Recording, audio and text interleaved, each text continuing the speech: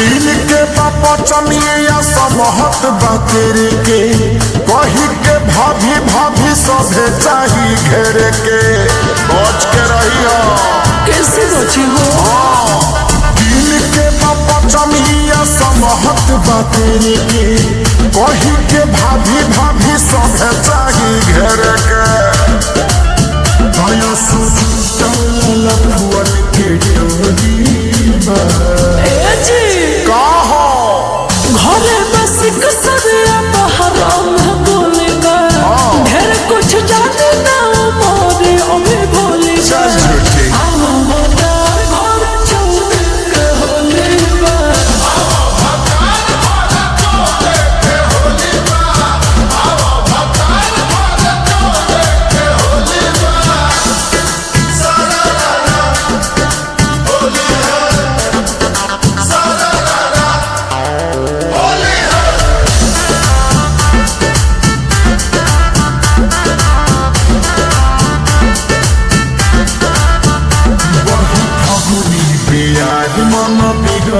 धनी पोरे पोरे अंग खोज रंग के फुहार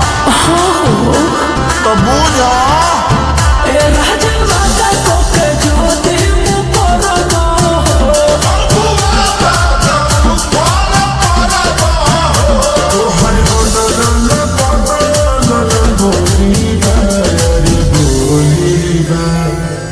घरे बस कसरिया बहरा में बोलेगा ढेर कुछ जाने ना मोरे अभी बोलेगा घर चल के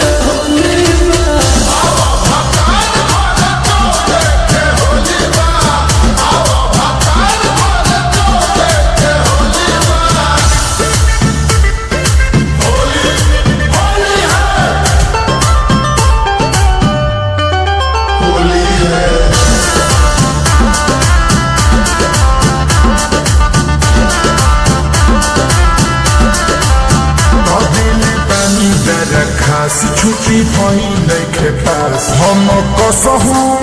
के करतानी भरे आस तू आए ना कोशिश का ए पिया किसना के दादी खसारी हो लगे तहरा से गरम तहर चोली बा चोली घरे बस कसरिया बहरा में गोली बा ढेर कुछ जाने ना मोरे अभी भोले बा घर चौदर के होली